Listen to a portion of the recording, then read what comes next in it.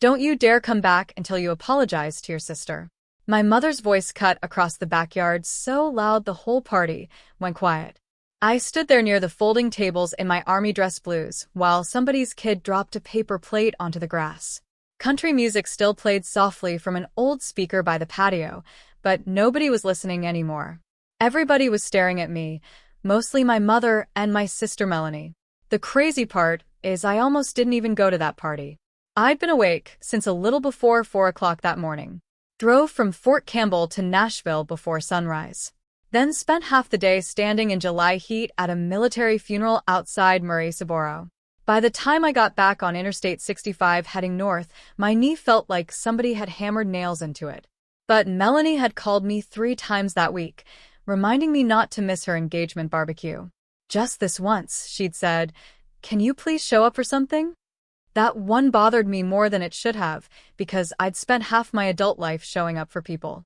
Anyway, I made the drive, stopped outside Cincinnati at a Speedway gas station, and changed shirts in a bathroom stall because I'd spilled coffee down the front of my uniform earlier that day. Ate half a stale turkey sandwich from a cooler.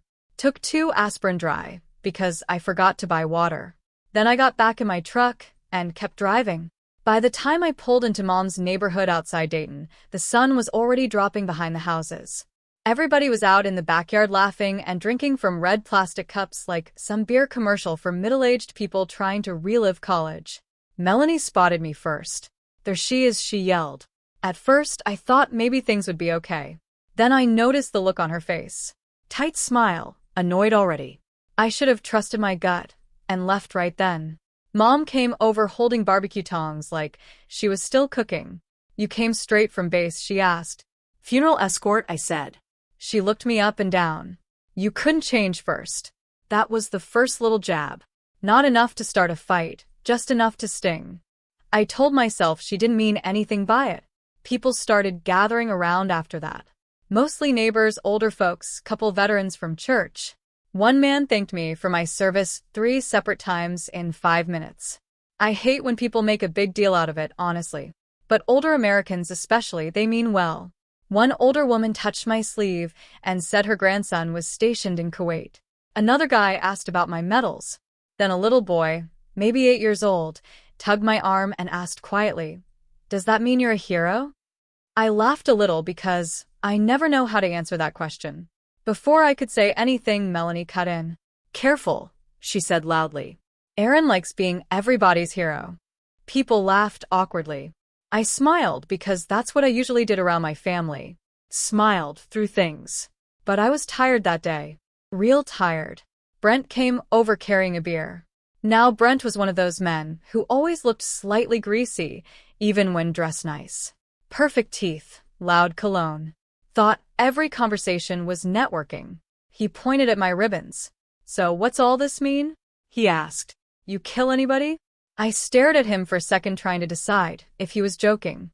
"Brent," Melanie snapped laughing. "What?" "I'm curious." I just shook my head. Then Mom handed me a plate and whispered, "Try not to make tonight about yourself." That one landed hard. I looked around the yard. String lights, cheap champagne, burgers smoking on the grill, Melanie showing off her engagement ring every 30 seconds.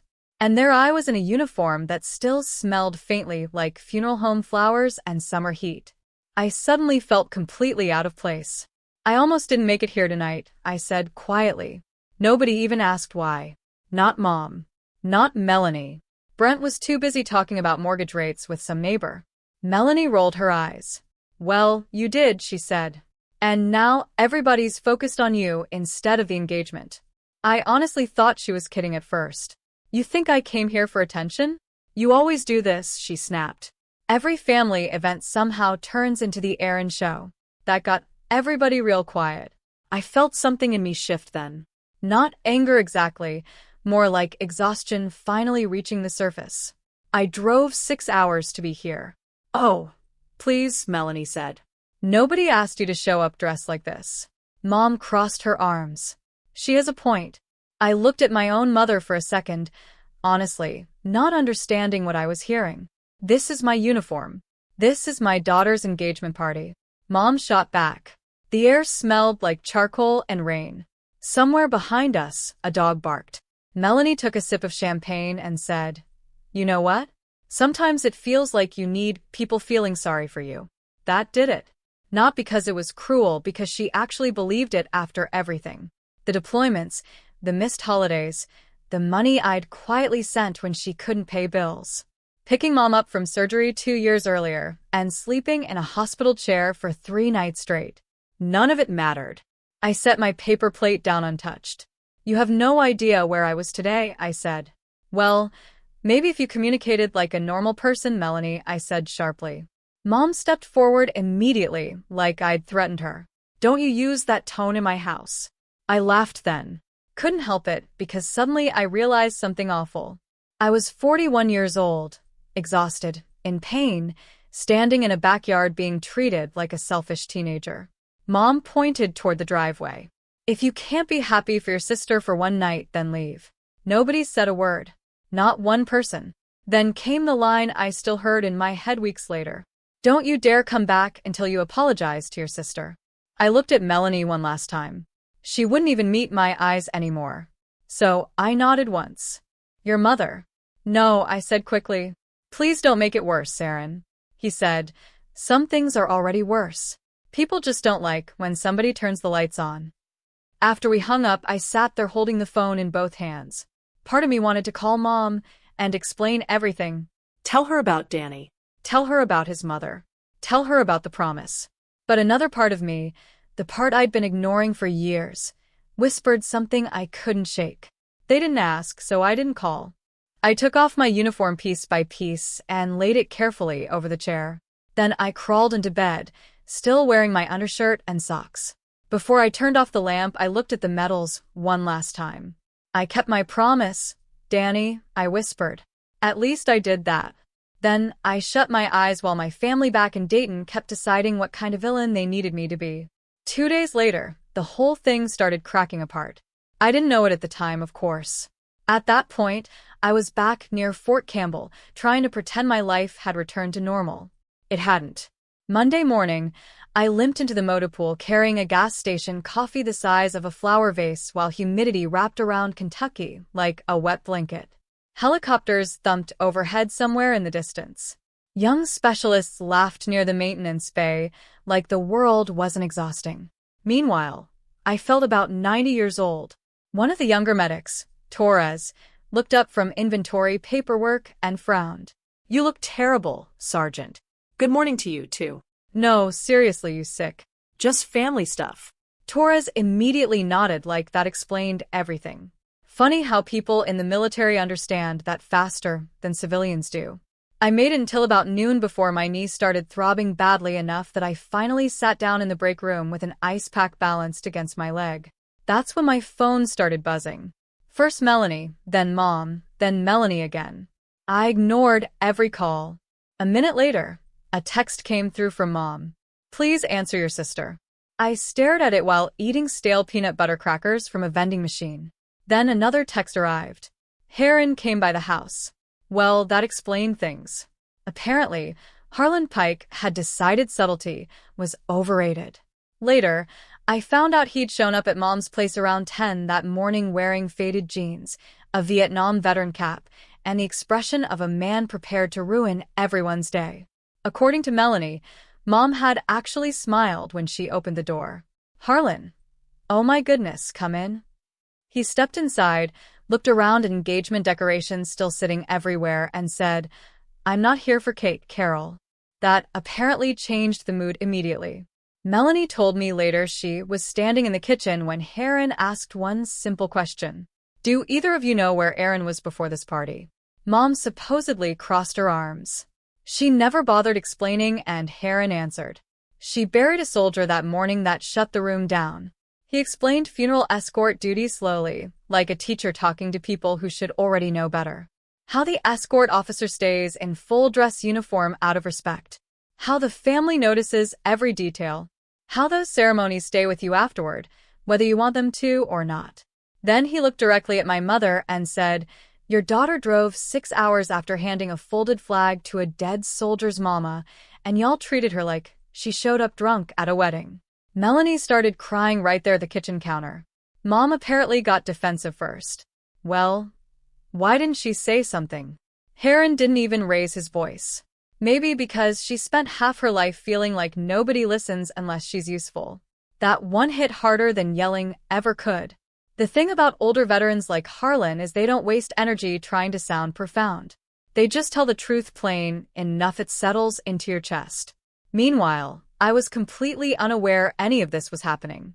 I spent most of Tuesday reorganizing medical supply cabinets and pretending not to notice people staring at my swollen knee whenever I stood up too fast. That evening after work, I stopped at a Kroger outside Clarksville for groceries. Frozen dinners, bananas, pain cream, real glamorous life. I was standing in line when my phone buzzed again. Melanie. I almost declined it automatically. Instead, I answered without speaking. All I heard at first was breathing. Then, why didn't you tell me? Her voice sounded wrecked.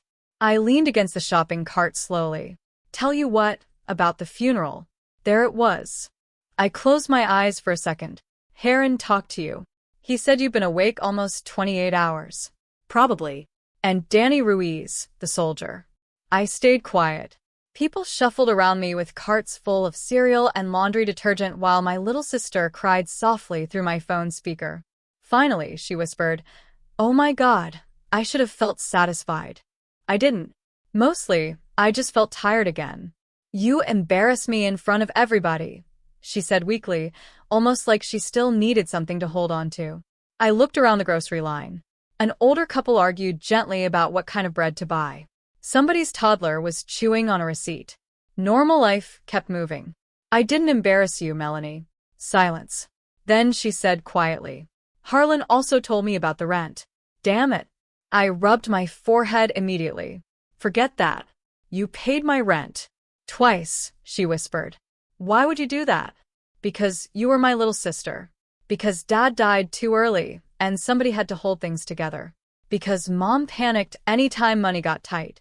Because every time your life fell apart, I stepped in before you even knew how bad things were. But I didn't say any of that. Instead, I sighed. You were about to get evicted. Melanie started crying harder. That was when another voice suddenly appeared in the background. Brent. Babe, seriously this. Then I walked out through the side gate while everybody stood there pretending this was normal. Rain started hitting my windshield before I even reached the end of the street. I drove south on Interstate 75 with my knee throbbing and my dress blues wrinkling against the seat. About 40 minutes later, I pulled into a motel parking lot beside a Cracker Barrel and just sat there in the dark with the engine running. My phone buzzed once. A text from Melanie. You humiliated me tonight. I stared at it for a long time. Then I turned the phone face down and listened to rain tapping against the roof of the truck.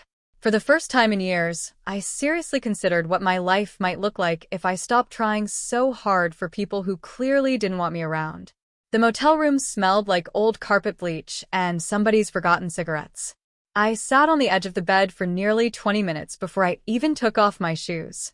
My uniform jacket was still buttoned. My medals were still pinned. The room's air conditioner rattled under the window like it was fighting for its life. I should have changed. I should have showered. Instead, I just sat there staring at the wall, listening to rain hiss against the parking lot.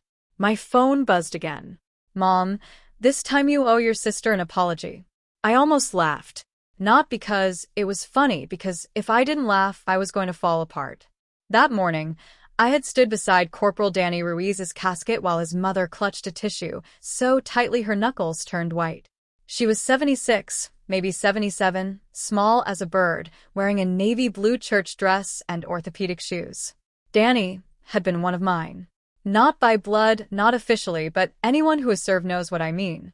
Years earlier outside Kandahar, an explosion took out the front vehicle in our convoy. I remember dust so thick I couldn't see my own hands.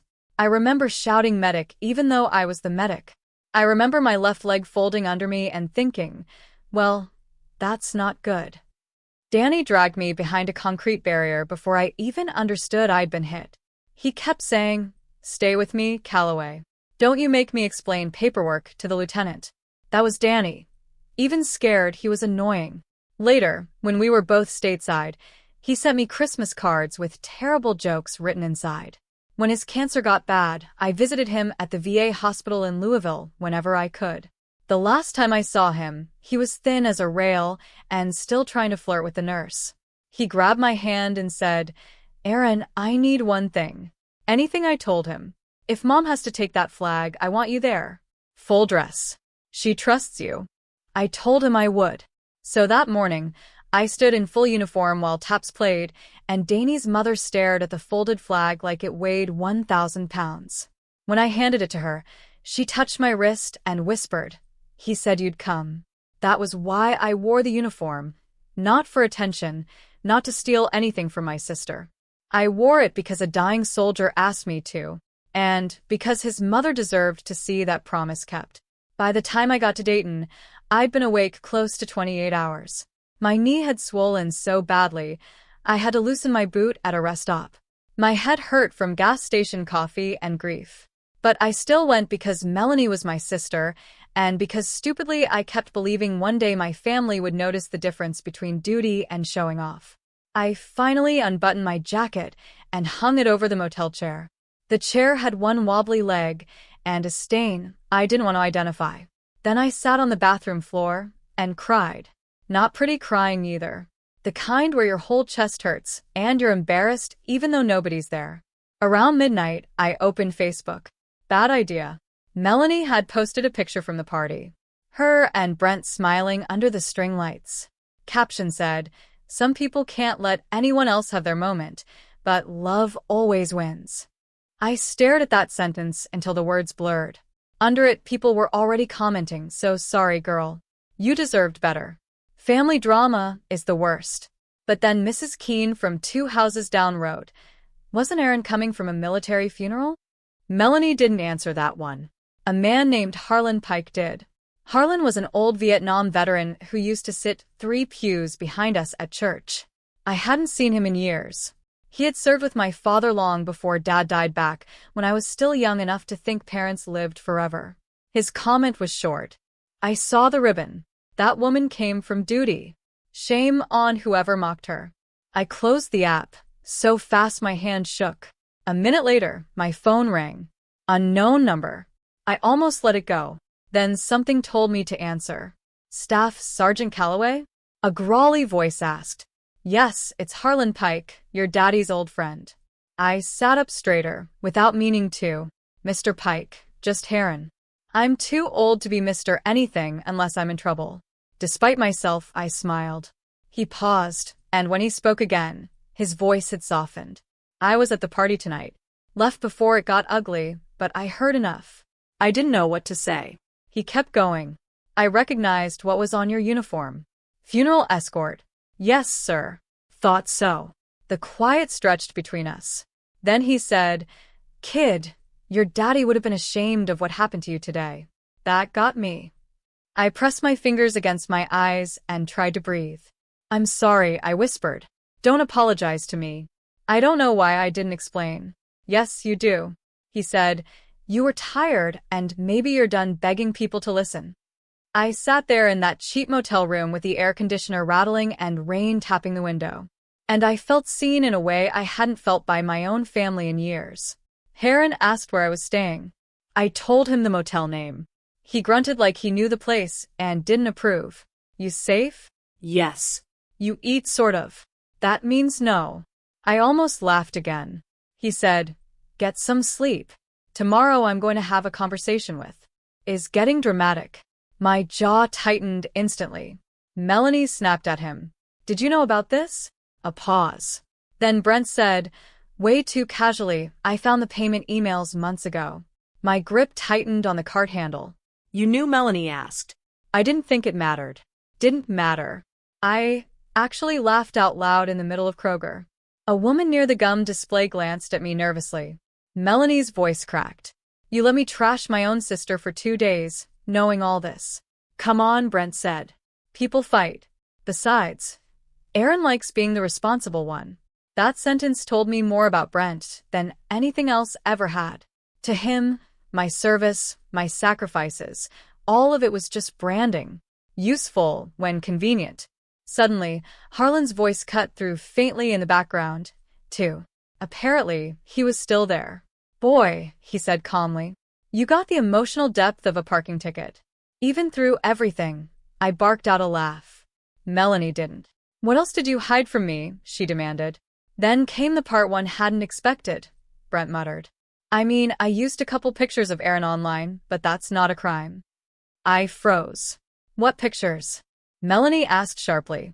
The military ones. People trust that stuff. That cold feeling settled into my stomach. I suddenly remembered Brent asking me months earlier if he could borrow one of my deployment photos for some patriotic Veterans Day post on his insurance page. I'd forgotten about it completely. Apparently, he hadn't. Melanie sounded sick now. You used my sister's service record to sell insurance. It's marketing. Brent snapped defensively. Then Harlan spoke again. Slow, flat, deadly calm. Son, respect ain't a coupon code. Silence. I could practically hear Brent realizing the room had turned against him. Melanie finally whispered, I can't believe I did this to her. And for the first time since that barbecue, I heard genuine shame in my sister's voice instead of anger. I should have felt vindicated. Instead, I just felt sad because once people finally see the truth, they can't unsee what they became before it showed up. Melanie called me 6 more times that night. I didn't answer any of them. Turns out silence makes people uncomfortable, especially people who are used to you fixing everything. For the next week, I stopped answering almost everybody outside work. Mom left voicemails. Melanie sent texts that got longer and messier every day. Even Brent tried calling once, which honestly irritated me more than the rest of them combined. I blocked him immediately. At work, I kept functioning because that's what military people do. You compartmentalize. You tape yourself together and keep moving until your body files a complaint. Mine had started filing several. By Thursday, my knee had swollen enough that Sergeant Morales noticed me limping across the parking lot. You get that checked lately? He asked. I'm fine. That's military for no, huh? I gave him a tired smile and kept walking. Truth was, I wasn't fine. I hadn't been fine for a while. The older I got, the harder recovery became.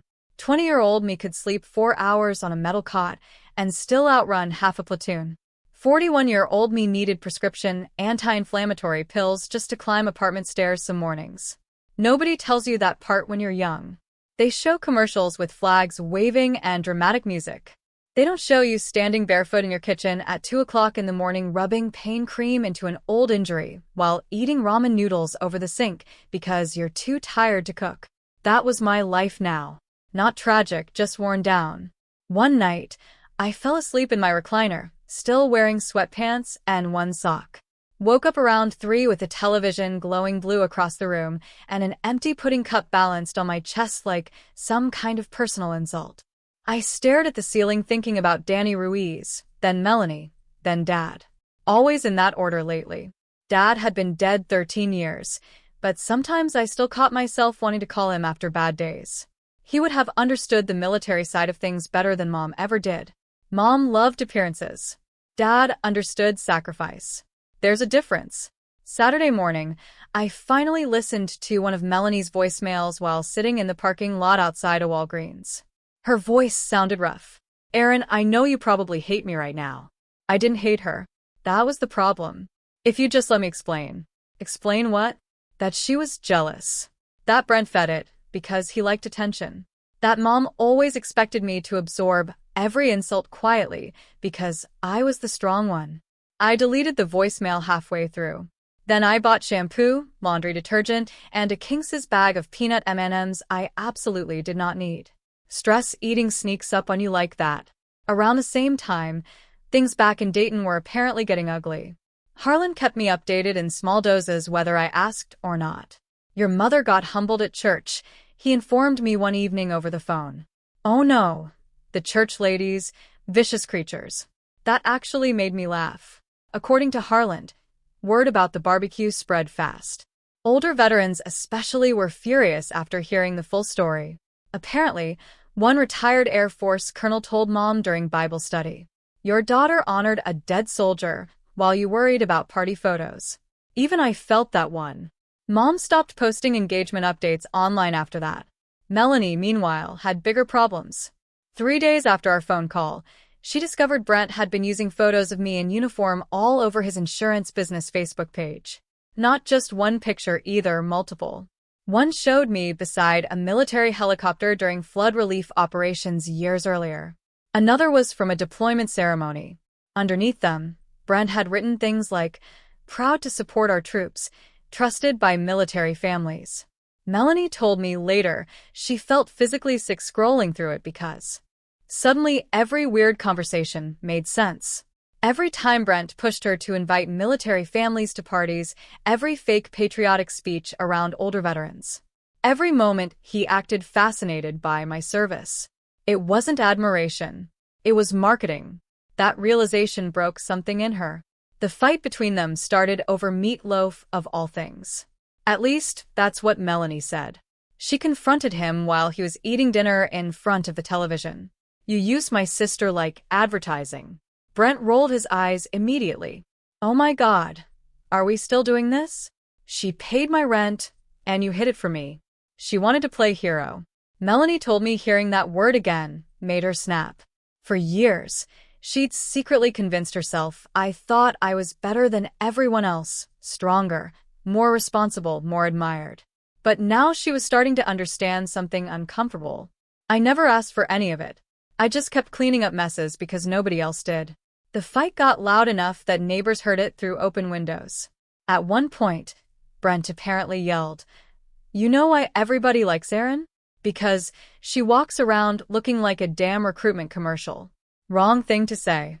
Melanie took off her engagement ring, walked into the kitchen, opened the junk drawer beside the refrigerator, and dropped it inside next to dead batteries and expired coupons. Then she walked out.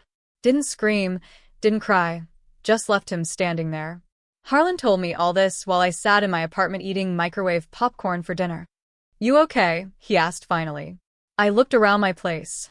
Army duffel bag by the couch, laundry piled in a chair, Danny's funeral program sitting untouched beside unopened mail. Not really, but I'd gotten good at surviving without saying that out loud. "I'm fine," I said automatically. Bull. I smiled despite myself. After a pause, Harlan asked quietly, "You planning on speaking to your family again?" I thought about it for a long time. Outside my apartment, somebody revved a motorcycle engine. The neighbor upstairs dropped something heavy enough to shake the ceiling. Real life. Loud and ordinary. I don't know, I admitted, and I meant it. Part of me missed Melanie terribly. Another part of me felt calmer than I had in years now that I'd stopped trying so hard to hold everybody together. That's the ugly truth nobody talks about in families like ours. Sometimes the responsible child disappears for 5 minutes and the whole structure starts collapsing because everybody quietly depended on them more than they admitted. Before hanging up, Harlan cleared his throat. "There's a veterans luncheon at the Elks Lodge next Saturday. Erin, just think about it. I'm not really in the mood for socializing." "You won't be socializing. You'll be eating dried chicken with old veterans who complain about taxes." I laughed again. Then he said something that stayed with me. "You spent your whole life showing up for people, Erin. Maybe it's time you let people show up for you." After we hung up, I sat there alone in the quiet. Then I looked down and realized I'd eaten the entire bag of popcorn without noticing. Honestly, that felt like the most accurate summary of my emotional state anybody could have asked for.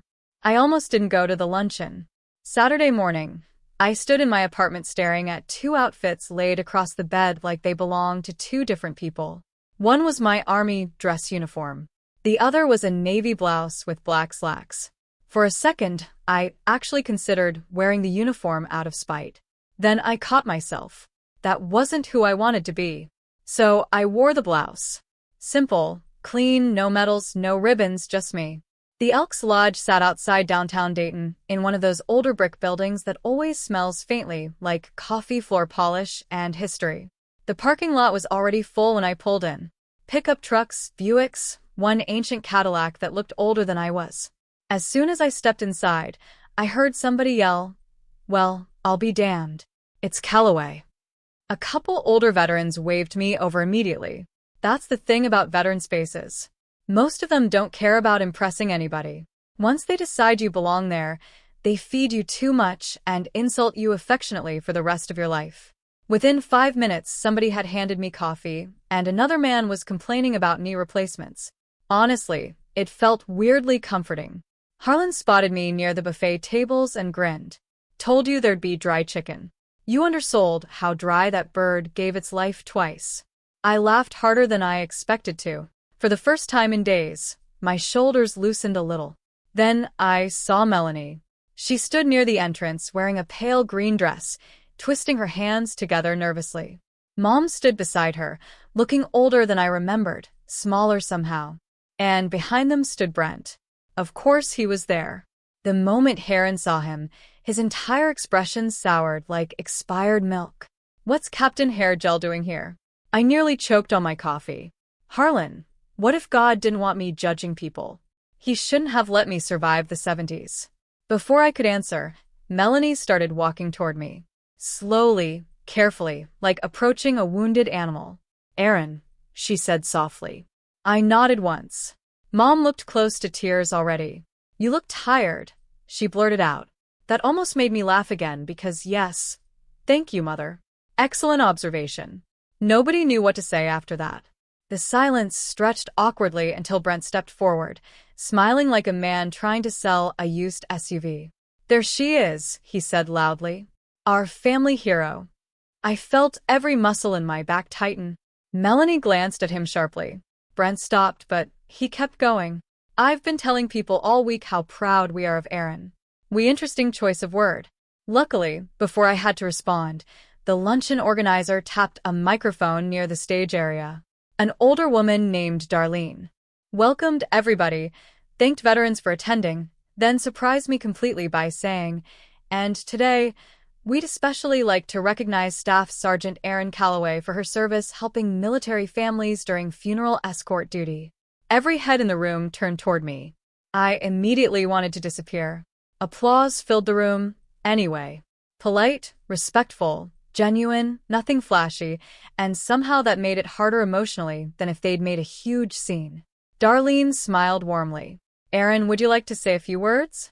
I froze. Public speaking never bothered me in uniform, but standing there as myself felt different somehow. Still, I stood up. My knee complained immediately. As I started toward the microphone, Brent suddenly moved beside me. I'd love to say something, too, he announced. Of course he would. Darlene looked confused but handed him the microphone anyway. Brent launched right in. Supporting military families has become really important to me personally. I closed my eyes briefly. Not this. He started talking about sacrifice, community, patriotism. Every sentence sounded copied from a truck commercial. Then he actually said, people like Aaron inspire all of us to be better Americans. That's when I noticed older veterans exchanging looks around the room. Not impressed ones either. The kind that say this guy's full of it. Brent kept going. My insurance business has proudly worked with dozens of military. I stood up slowly. My chair scraped loudly across the floor. The room went quiet. Brent glanced at me awkwardly. I walked toward him calm as could be. Then I said, I think you should stop talking now. Not loud. Didn't need to be. Something in my voice shut the whole room down instantly. Brent forced a laugh. Aaron, come on. And I'm just trying to support. No, I said evenly. You're trying to use people. You could feel the air change. Melanie looked down at the floor immediately. I turned toward the room instead of Brent.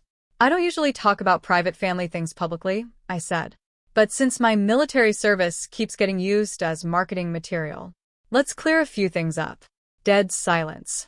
Even the kitchen staff stopped moving, I explained calmly. No yelling, no dramatic speech, just facts. How Brent used my photos online without permission. How he asked me repeatedly for introductions to military families because veterans trusted people connected to service. Then I mentioned the rent payments. That one got reactions. Several people in the audience frowned immediately. I looked directly at Brent. You knew my sister was struggling financially. You knew I helped quietly. And you still let her humiliate me publicly because admitting the truth wasn't useful to you. Brent's face turned bright red. That's not fair. An older Marine near the front muttered, life's rough that way. Couple people snorted laughter. Brent looked around desperately. Melanie, say something. My sister lifted her head slowly, and for the first time in years, she chose honesty instead of comfort. She's telling the truth. That hit him harder than anything I could have said. He stared at her. You're really doing this here? Melanie's eyes filled with tears. You used my sister. No, you used her because people respected her, and you thought some of that respect would rub off on you. Nobody moved. Nobody defended him. One older veteran shook his head slowly and said, "Funny how some folks want honor without earning any." Brent looked around the room, realizing too late he'd lost it. Not the argument, the room itself. That kind of respect, once gone, doesn't come back easy. He muttered something under his breath, grabbed his jacket, and walked out while 30 people pretended not to watch him leave. The front door slammed hard enough to rattle the windows. Then silence settled again. Mom started crying quietly at her table. I honestly hadn't expected that part to affect me. But seeing her look suddenly older and embarrassed instead of angry, it hurt in a completely different way. She stood slowly and walked toward me. "I was wrong," she whispered. Simple words, hard words. The hardest kind. I swallowed carefully. "You embarrassed yourself long before I ever walked into that backyard," I said. She nodded like she knew that already. Nobody clapped. Nobody cheered. And thank God for that. Honestly, real life doesn't sound like movie endings. It sounds like folding chairs shifting across old wooden floors while people quietly absorb uncomfortable truths. A few minutes later, I stepped outside into the warm afternoon air. My knee hurt. My head hurt. But for the first time in weeks, my chest didn't. Then I heard footsteps behind me. Melanie, the second she reached my truck, she broke down crying. Not pretty crying either. Full body crying. "I'm so sorry," she said over and over. "God, Aaron, I'm so sorry." And standing there beside that old pickup truck under a faded American flag hanging outside the Elks Lodge, I finally realized something. I didn't need revenge anymore. The truth had already done the work for me. For a while after the luncheon, nobody in my family really knew how to act around me. Honestly, I didn't know how to act around them either. That's the awkward thing about finally saying the truth out loud. Once it's there sitting in the middle of the room, everybody has to step around it carefully. You can't shove it back in the closet and pretend nothing happened. Melanie broke off the engagement 3 days later. Apparently, Brent tried one last grand speech about misunderstandings and loyalty and how people were turning her against him. Melanie listened for about 5 minutes before handing him a cardboard box full of his stuff, including the framed engagement photo, including the custom golf clubs he kept at her condo. And apparently, this part still makes me laugh, including a decorative wooden sign that said, "Family is everything." She leaned it against the box on purpose. When she told me that later, I nearly spit coffee across the diner table. "That's cold," I said. "You trained me well." That was weeks later, though. At first, there was mostly silence. Mom texted me every few days after the luncheon. Nothing dramatic, just little things. "Saw your favorite cereal on sale today. Hope your knee feels better." Church picnic was hot as hell. That last one actually sounded like her. I didn't answer right away, but I stopped ignoring the messages, too. That mattered more than she probably realized. Meanwhile, life kept moving because it always does. I still got up before sunrise for work. Still dealt with paperwork, medical inventories, and 22-year-old specialists who believed energy drinks counted as nutrition. My knees still hurt every morning getting out of bed. But something inside me had shifted. For years, I'd carried my family like extra gear strapped to my back, quietly, automatically, like it was my responsibility to keep everybody functioning. Then suddenly, I wasn't doing that anymore. And weirdly enough, I could breathe. Not perfectly, but better. About a month after the luncheon, Melanie called and asked if I'd meet her at a diner outside Dayton. Neutral ground. I almost said no. Then I heard something fragile in her voice that reminded me of who she used to be before life and bad choices. And Brent got mixed into everything. So, I drove up on a Friday evening. The diner sat right off Interstate 70 beside a gas station and a tractor supply store. One of those places where the coffee is never amazing, but somehow always comforting. Melanie was already there in a booth when I walked in. No makeup, hair tied back. She looked exhausted. Good. Not because I wanted her miserable, because for once she looked honest. When she saw me, her eyes filled immediately. I wasn't sure you'd come. Me neither. The waitress poured coffee before either of us even opened menus. That's Midwest diner culture. They assume caffeine first, emotion second. For a few minutes, we just sat there listening to forks clink against plates around us. Finally, Melanie took a breath. I need to say this without making excuses. I nodded once. I was jealous of you for years. There it was, straight and ugly. She looked down into her coffee cup. Dad always talked about how strong you were after you joined the army. Mom depended on you for everything.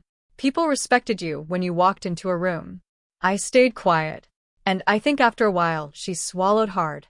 I started needing you to be selfish because if you weren't selfish, then I was just cruel. That one landed deep because she was right. It's easier to resent someone than admit they kept saving you quietly. Melanie wiped her eyes quickly. When you showed up in that uniform, everybody looked at you like you mattered. And instead of being proud, I got angry. I stared out the diner window for a second, watching headlights pass on the interstate. Then I said softly, I didn't want attention that night. I know that now. The waitress dropped off pie neither of us ordered because older waitresses can apparently sense emotional damage from across the building. Eat, she said firmly before walking away. Honestly, that almost broke the tension more than anything else. Melanie laughed through tears. Then slowly I finally told her everything about Danny Ruiz, the convoy attack, the hospital visits, his mother holding the folded flag. The promise. Melanie cried quietly halfway through the story. Not loud, not dramatic, just grief mixed with shame. When I finished, she whispered, I thought people respected you because of the uniform. I looked at her. She shook her head slowly. But it was because of who you are. That was probably the closest thing to real understanding we'd ever had between us. Not perfect healing, not movie healing, real healing, messy, careful, slow. Mom took longer. A couple weeks after the diner, I agreed to meet her separately at a small park near Dayton where Dad used to take us fishing. She looked nervous the whole time. Older, too. I guess guilt ages people. At one point, she finally admitted something I didn't expect. When your father died, I leaned on you too much. I didn't answer. After a while, she continued quietly. I stopped seeing how unfair that was. That hurt because it was true. I'd become less of a daughter and more of an emotional support beam holding the house upright. Mom looked out toward the pond. I think I got used to believing you could handle anything. I laughed softly. That doesn't mean I should have to. No, she admitted it doesn't. We didn't hug. Some stories would force a big emotional reunion there. Real life doesn't always work like that. Sometimes people hurt each other too deeply for clean endings. But before we left, Mom touched my arm gently and said, I am proud of you, Aaron. Simple words. 7 years too late. Maybe still mattered a little. These days, things are quieter. Melanie and I talk every week or two. Mostly normal stuff now. Recipes, work complaints. Which one of us has worse knee pain when it rains? Mom's trying. I can see that. And me, I'm finally learning that loving people doesn't mean carrying them until your own back gives out. Sometimes boundaries are the only thing that saves a relationship from completely dying. Funny thing is, the uniform never stole attention that night. People just finally noticed the woman wearing it. If you've ever felt invisible to the people you sacrifice the most for, you're not alone.